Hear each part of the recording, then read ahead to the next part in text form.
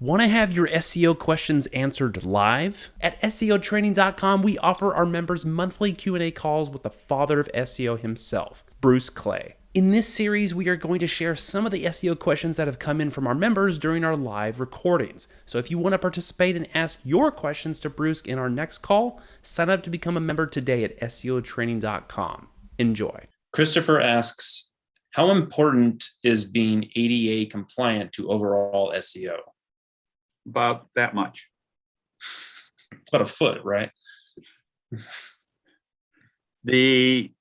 So most recently, Google said ADA compliance is not a part of the algorithm.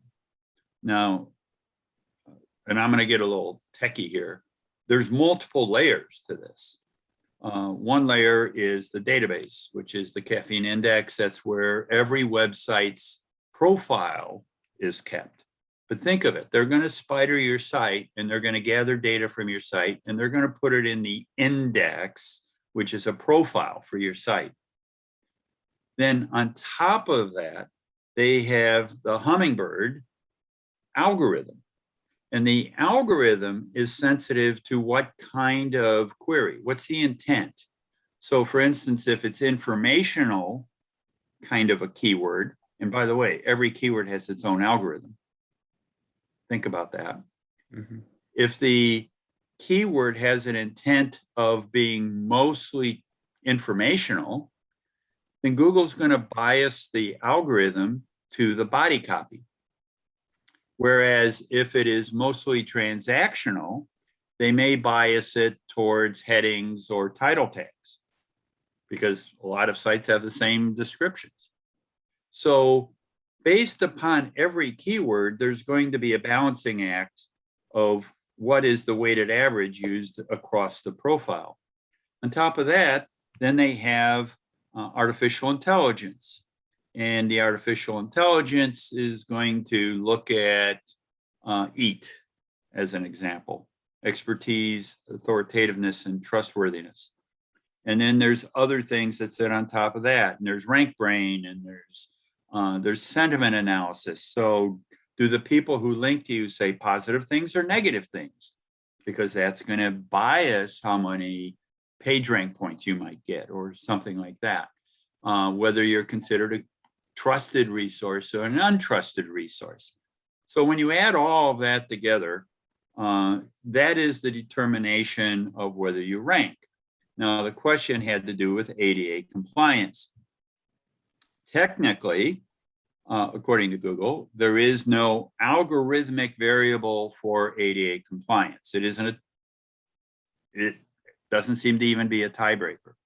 However, because we all trust Google with our lives, I would think that ADA compliance has become a trust signal.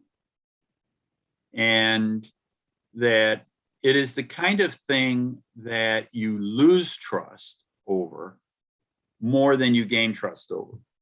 So if it were me, I would at least run some of the free tools out on the web that check ADA compliance. The last thing you want to do is get sued. There have been multi-million-dollar lawsuits over ADA failures, and they're ugly. And I can't even imagine how bad it's going to be at a litigation level once the 21st Century Act takes over and you have to be ADA compliant specific to a mobile device. That's going to get strange. But quite frankly, ADA to me is something that we should do if we're good web citizens. We never know, but for our luck, whether or not that may apply to us in the future.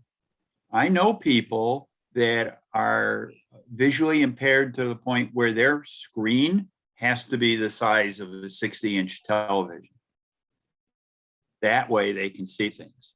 But, we're lucky that we don't need it, but that doesn't mean we shouldn't do it. And in my opinion, the ethical and best thing for us to do is be ADA compliant within reason And some of it is unreasonable, by the way, but be ADA compliant within reason. Now, to go to ADA compliance, there have been lawsuits about about websites. One of the ones I think that is able to be looked up in the news had to do with, I think it was Domino's pizza place. Maybe it was some other pizza place, but specifically what the courts ruled is you must be ADA compliant in a physical restaurant, and the court extended it that you must be ADA compliant for a website. I don't know that you're ever going to put up railings or, sloped entrances, but you do have to comply with the federal laws on ADA compliance. And I think that very few sites comply.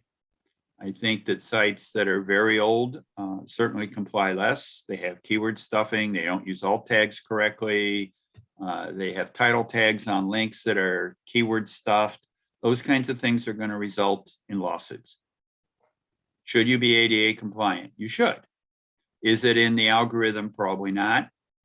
Is it a trust signal? I think it is, but Google hasn't commented.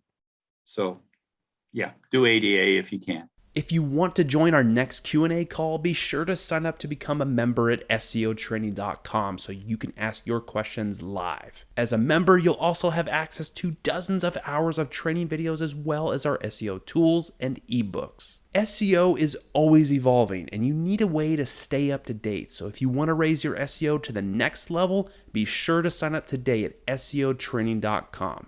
Thanks for watching.